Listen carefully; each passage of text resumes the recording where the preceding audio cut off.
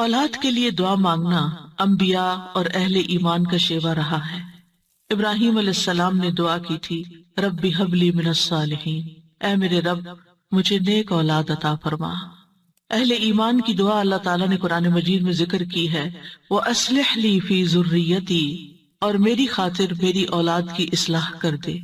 زکریا علیہ السلام نے دعا کی تھی، فَهَبْ لِي مِن لَّدُنْكَ وَلِيًّا يَرِثُنِي وَيَرِثُ مِنْ آلِ يَعْقُوبَ وَاجْعَلْهُ رَبِّ رَضِيًّا، مجھے اپنے پاس سے ایک وارث عطا فرما جو میرا وارث بنے اور آل یعقوب کا وارث ہو، اور اے میرے رب اسے پسند کیا ہوا بنا، وہ ایسا ہو جس سے تو راضی ہو جائے، وہ پسندیدہ ہو۔ ابراہیم علیہ السلام نے دعا کی تھی، رب اجعلنی مقیم الصلاۃ ومن ذریتی ربنا وتقبل دعا، اے میرے رب مجھے بھی اور میری اولاد کو بھی نماز قائم رکھنے والا بنا، اے رب میری یہ دعا قبول فرما۔ اہل ایمان ہمیشہ اپنی اولاد کے لیے دعا کرتے ہیں۔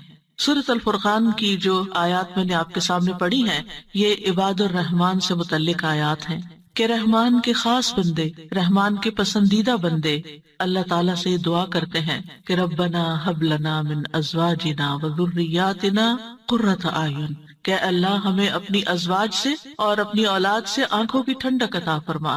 یاد رکھیے یہ دعا ہر صاحب ایمان کا شیوا ہے، ہر مومن کو یہ دعا کرتے رہنا چاہیے، چاہے ہماری اولاد نیک ہی کیوں نہ ہو، چاہے وہ فرما بردار ہی کیوں نہ ہو، چاہے وہ قرآن کی حافظ ہی کیوں نہ ہو، چاہے وہ دین کی عالم ہی کیوں نہ ہو، پھر بھی یہ دعا مانگتے رہنا چاہیے، اس لیے کہ دل رحمان کی دو انگلیوں کے درمیان ہوتا ہے، وہ جیسے چاہے انہیں پھیر سکتا ہے۔ ہمیں نہیں معلوم کہ آج اگر ہماری اولاد دین پر ہے تو کل اس کا مستقبل کیا ہوگا، اس لیے کبھی بھی اس بارے میں بے فکر نہیں ہونا چاہیے۔ نیک سے نیک ترین اولاد بھی ہو، تہجد گزار بھی ہو، صائم اور قائم ہو، لیکن پھر بھی دعا کرتے رہیں۔ اگر آپ کی اولاد نیک ہے تو آپ کی دعائیں ان کی نیکی میں استقامت اور اضافے کا سبب بنے گی، یعنی وہ مزید نیک بنے گی، ان کے اندر مزید استقامت آئے گی، اور پھر اسی طرح ان کا ایمان بھی بڑھے گا۔ اور اگر وہ نیک نہیں ہے اور اگر وہ آپ کی آنکھوں کی ٹھنڈک نہیں ہے تو اس دعا سے انشاءاللہ وہ آپ کی آنکھوں کی ٹھنڈک بنے گے۔ تو ہم سب کو بھی یہ دعا کرتے رہنا ہے کہ اے اللہ ہماری اولاد کو نیک بنا اور ان کو متقین کا امام بنا، یعنی تقوی والوں کی صحبت میں ہوں اور تقوی والوں میں بھی سب سے آگے ہوں، تقوی والوں کو بھی مزید لیڈ کرنے والے ہوں، ان کی رہنمائی کرنے والے ہوں، اور پھر یہ کہ وہ ہماری آنکھوں کی ٹھنڈک بھی ہوں، یعنی جہاں وہ رب کے پسندیدہ ہوں وہاں وہ ہمارے لیے بھی باعث سکون ہو۔ اس کے ساتھ ساتھ انسان کے لیے لازم ہے کہ وہ اپنی اولاد کی نیک تربیت بھی کرتا رہے، کیونکہ تربیت کی کوشش کرنا جو ہے ایک صبر آزما کام ہے۔ اسی لیے اس آیت کے بعد جو آیت آتی ہے اس میں صبر کرنے والوں کی جزا جنت میں غرفہ بتائی گئی ہے۔ عربوں کے ہاں گھر کے اندر جتنے بھی کمرے ہوتے ہیں ان میں سے سب سے بہترین کمرہ غرفہ کہلاتا ہے، یعنی سب سے اعلیٰ ترین درجہ۔ تو جنت میں بھی جب غرفہ کی بات ہے تو اس سے مطلب کوئی ہائی رائز بلڈنگ نہیں ہے، کیونکہ وہ ایک جگہ پر آتا نا کہ غرفات پر غرفات مبنیہ ہوں گے، تو اس سے مراد یہ ہے کہ جنت کے اعلیٰ ترین مقامات اللہ تعالیٰ ان کو عطا کرے گا جو صبر کے ساتھ تربیت بھی کرتے رہیں گے اور صرف اپنی تربیت اور اپنی کوشش کو کافی نہیں سمجھیں گے بلکہ اللہ تعالیٰ سے دعا بھی کریں گے۔ اور بہت دفعہ ایسا بھی ہوتا ہے کہ ہم تربیت میں پوری کوشش کر لیتے ہیں لیکن اس کا اثر اولاد میں نظر نہیں آتا، اولاد آپ کی ایکسپیکٹیشن پہ پوری نہیں اترتی، آپ جیسے ان کو دیکھنا چاہتے ہیں ویسے وہ نظر نہیں آتے۔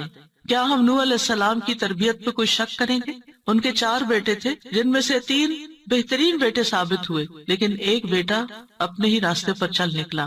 تو اس میں انسان کی کوشش اگر ہو اور انسان کے بس میں ہو اولاد کی اصلاح تو وہ سبھی کو سیدھا کر کے رکھ دے، لیکن یاد رکھیے کوشش ہماری، دعا ہماری، اور اس میں اثر ڈالنے والا اور اس کو ہماری آنکھوں کی ٹھنڈک بنانے والا صرف اور صرف ہمارا رب ہے۔ اس لیے مومن صرف اپنی کوششوں پہ بھروسہ نہیں کرتا بلکہ وہ اپنے رب کو پکارتا رہتا ہے۔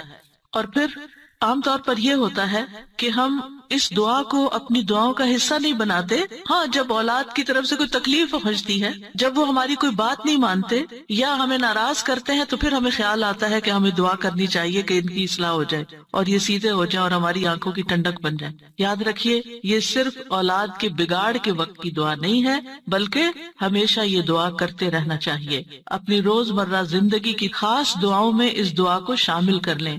اپنی نمازوں میں، سجدوں میں، قبولیت کے اوقات میں اپنی اولاد کے لیے دعا کریں، کیونکہ اولاد انسان کی محبوب ترین چیزوں میں سے ہے. جن کو اللہ نے اولاد کی نعمت سے نوازا ہے، وہ اچھی طرح سمجھ سکتے ہیں کہ ہماری زندگی میں اولاد کا کیا مقام ہے.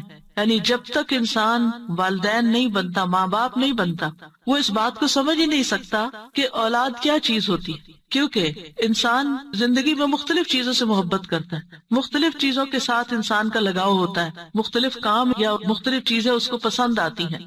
لیکن جب ایک عورت ماں بنتی ہے، ایک مرد جو ہے وہ باپ بنتا ہے، تو اس کے بعد اس کی زندگی میں جو تبدیلی آتی ہے، اس کے بعد اس کی زندگی کے اندر جو خوبصورتی آتی ہے، اس کے بعد اس کی زندگی کا جو محور اور مرکز بن جاتا ہے، اور اس کی تمام توجہ کا مرکز جو چیز بن جاتی ہے، اور دن رات کی یہ ڈیوٹی 24/7 کی ہوتی ہے.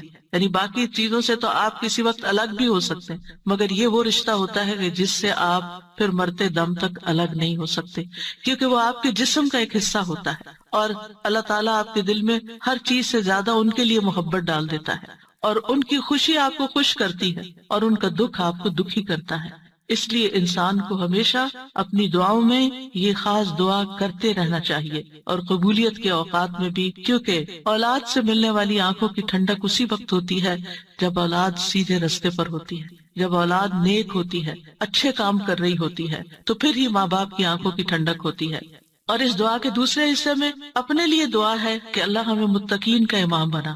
یعنی اولاد جو ہے، ہم اس کے ایک طرح سے امام ہوتے، جیسے حدیث میں آتا ہے نا، کلکم راعٍ وکلکم مسئول عن رعیتہ. تو ہر ایک ہم میں سے راعی ہے، ہر ایک لیڈر، ہر ایک ذمہ دار ہے.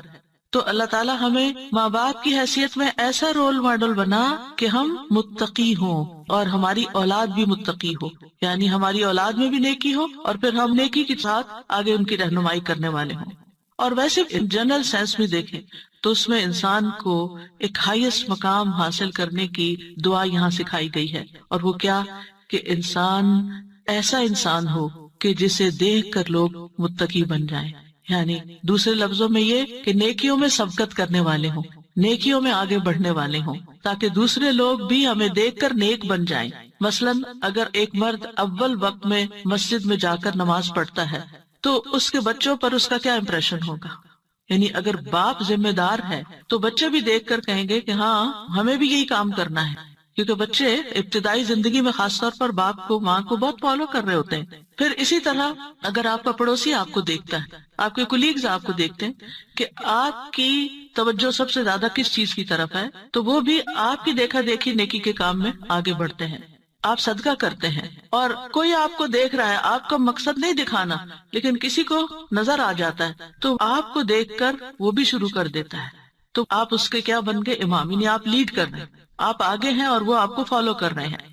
تو ہمیں یہ دعا کرنی چاہیے اپنے لیے کہ اللہ ہمیں نیکی کے کاموں کا امام بنا.